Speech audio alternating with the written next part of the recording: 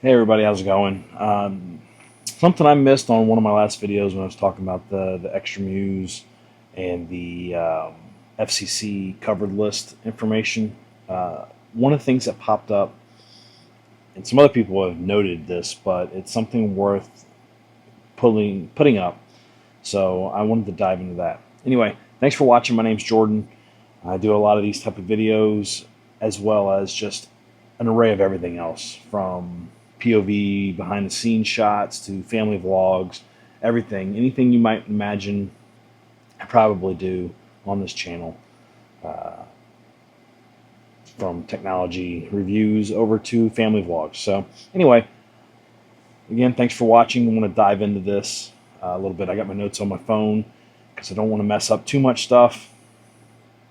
And just let you guys know, this video is going to be pretty much raw, unedited to an extent, maybe some no cuts really, anything like that. We'll put it that way.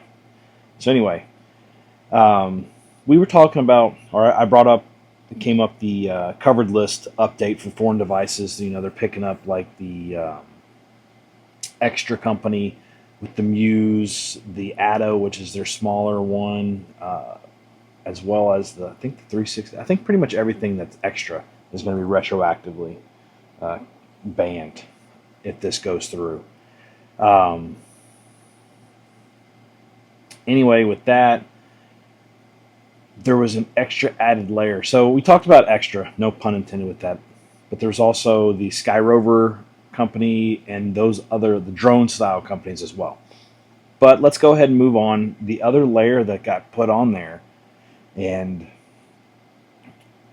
I overlooked it. I don't know if I ever saw it. I know I posted the information. I will post this article, and articles are everywhere about this, but PC Mag put out an article. I don't know if a few other people did as well. I just picked them because they're probably more reputable than some of the other ones I saw. So FCC also put in this a retroactive ban on LiDAR drones. Well, you think, okay, what do we have that's LiDAR? Well, you got the Air 3S, you have the Mini 5 Pro, which was that gray area, the Avata 360. All those use LiDAR for um, obstacle avoidance, especially darker situations. LiDAR kind of gives you a lay of the land without having to use light or camera or that kind of camera. So it's beneficial for these drones. I think it's beneficial in all, because you have people that are flying late at night, or they can be flying in low light areas. If you're inside, things like that, this can greatly help out your obstacle avoidance, especially if you don't have strong GPS signal and you're inside and your drone's kind of hovering around. So I think it's an added plus. From what I was gathering, looking into some stuff, and I asked Gemini and stuff like that what the idea was, and they threw LiDAR in under, they called them, and I'll see if I can find this, weapons of war. I think that's stretching the definition of a weapon of war.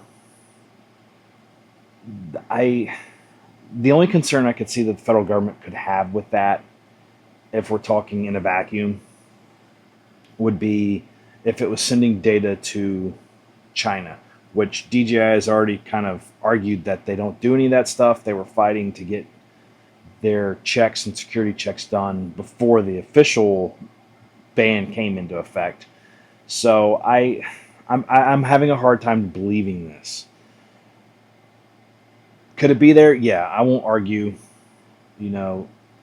but from outside and from my point of view, I don't see this as an idea.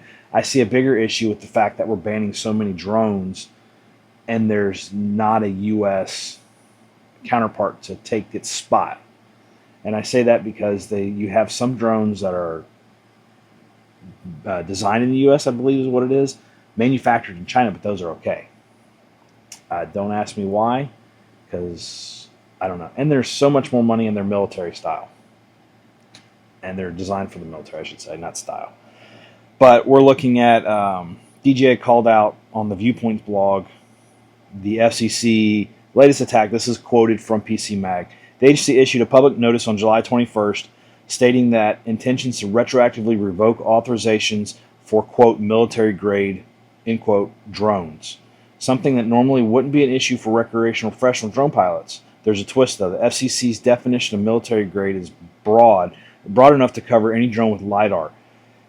What's even crazy about that is this military grade covers the drones that we use for agriculture because of their high payload. It covers the drones with infrared cameras for thermal imaging. So you're talking about taking away the possibility for law enforcement, which they can't already use DJI if they have a government grant, taking that opportunity away, taking the opportunity away for our agricultural industry that may be using these for application of pesticides, insecticides. Instead of flying planes, running a spraying truck, spraying tractor, or whatever, you can use the drone. It also takes away from environmental companies flying infrared cameras doing leak detection over natural gas facilities. This is something that happens where they'll fly over and see if they can see any methane leak detections, stuff like that. That is a big one that I think would be growing, especially depending on how our election cycle changes and we kick back up with some of the regulations that have kind of gotten tabled a little bit from the Trump administration, or at least sidelined just a hair. There is, but you still need leak detection on natural gas facilities because these companies are losing money. So let's say that's both sides for you guys. If you're more on the conservation side and environmental protection, which I'm not saying the other side is not, leak detection will help stop greenhouse gases from going, methane, which is a stronger greenhouse gas than CO2, going up in the atmosphere. Boom, that's your fight. If you're environmental conscious but you're not that strong, then it helps the company, natural gas industry, not lose money and make money, keep money, more money. They're not losing product in the air. So those are the two sides for the methane. When it comes to the LiDAR, I don't know. It's still hard for me to figure this out. Several DJI consumer drones use LiDAR obstacle detection and avoidance, including two PC Mag Editor Choice winners, the Air 3S and the Avata 360. The Mini 5 Pro also has LiDAR. And then all these drones received FCC clearance before DJI was added to the covered list. Now retroactively, so what that means is don't panic if you already own these drones and you're flying them, recreational, professional, whatever. It's going to be an issue if something breaks because parts are going to be scarce. It's going to be an issue when you have to buy a new drone because something breaks and you can't get it fixed, or you can't get it fixed, etc., etc. That's where the pinch point's going to be for most consumers, most people working when it comes to these drones. The pinch point will be with the actual maintenance and upkeep or needing to purchase a new drone. If you already own one of these, again, it's fine. Impacts on first responders, farmers, and delivery service. So this is what we were talking about. This is what I was kind of covering earlier. FCC also considers any drone with a thermal camera to be military grade. So the Mavic 3T, which is used for industrial inspections by first responders, search and rescue operations, and they would not be able to. And then the military grade definition covers all foreign drones over 55 pounds, as well as drones that use docking stations. So anything that uses the DJI fly cart, if you're a big proponent of drones delivering your packages, doesn't look like that's going to happen. And then, also the idea with the agricultural industry uses a docking system, different docking system, but then they're over 55 pounds because of their payload capacity. Now, I want to be clear about this because I just went on this tirade on the bad. There's a silver lining that the FCC hasn't issued this. You have until September 2nd, so the rest of this month, as I'm filming this, to put a public comment out there if you want to do that. It'll be, I'm gonna link this PC Mag article. It'll be in that article towards the bottom if you want to comment on this. I don't think it's going to make a difference. I think this is fulfilling a regulatory requirement to put out an open comment. Will it affect anything? I think not. And I'm going to say this, I'm putting my, calendar, metal calendar on, tinfoil hat, whatever. I think it's already made up with Congress, with the FCC higher ups, and anybody involved. I think they don't want a company like DJI coming in here, whether they have their own personal vendetta or not. That's my tinfoil hat conclusion. Do I want to think that? No. Do I really think that? 50-50. So with that being said, definitely go out there if you're very interested in this and talk to your legislator. Write them a letter, put a public comment in there, do anything like that. I know when I sent a letter to my legislator, they were just like, great, thanks. We appreciate it. Anyway, again, I just wanted to cover some more information about the covered list that got put out for comment and cover the LiDAR. And the LiDAR side of the drones is the biggest one, but then it also covers the docking and the agriculture and the infrared thermal cameras. But there's stuff that it won't. A big key thing that I didn't realize, and I'm going to say this, I'm going to end this video here with this part. FCC is taking out anything that's got a radio chip in it because that's what they control. What else does?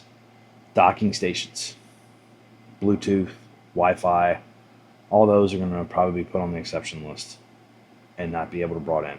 So we have the federal government limiting a company that for years has been in here with no ill effect, in my opinion. If somebody can pull an ill effect, then I will stand and correct myself. But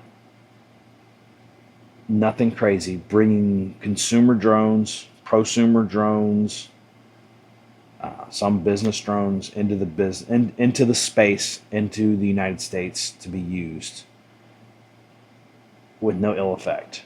And now we're on this personal vendetta to get this company out.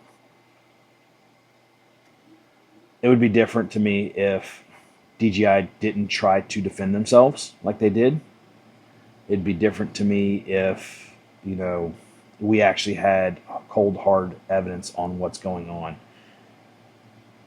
I don't want to get political on this. I think it is politics at play big time. And I'm going to leave it at that. So keep an eye on this stuff. I'll try to do my best to upload videos. It might be later than other people because I'm not that quick on it. And we'll see what happens. Hopefully things will reverse the course because I know DJI is trying to get legally back into bringing products in. We're missing out on the Pocket 4, Pocket 4P, which I had mentioned before. We're missing out on Extra Muse and their new products. Extra Company, the Muse 2, and so on. DJI Osmo 360 just got released. And then any other drones that come out. We're going to be behind the 8 ball because we can't get those. I'm curious to know why Insta360 is not going after them. I'm not trying to put bully them or anything like that. I'm just curious. I haven't done my research on why they're not being included in all this. So that's on me. Anyway, thank you guys for watching this video. I did set up a Amazon, I can't even think of the words, sorry, influencer or whatever. So I'm going to put some links to some of the equipment that I use if you're interested in getting it. If you're interested in trying to get it before maybe this stuff goes on to the list, go right ahead. I will make a small commission on it, but just want to put that out there. I appreciate you guys for watching. Please like and subscribe. and follow me for more information. I'm going to do my best to keep things up to date on my end. So I hope you guys have a great one, and we'll see you next time.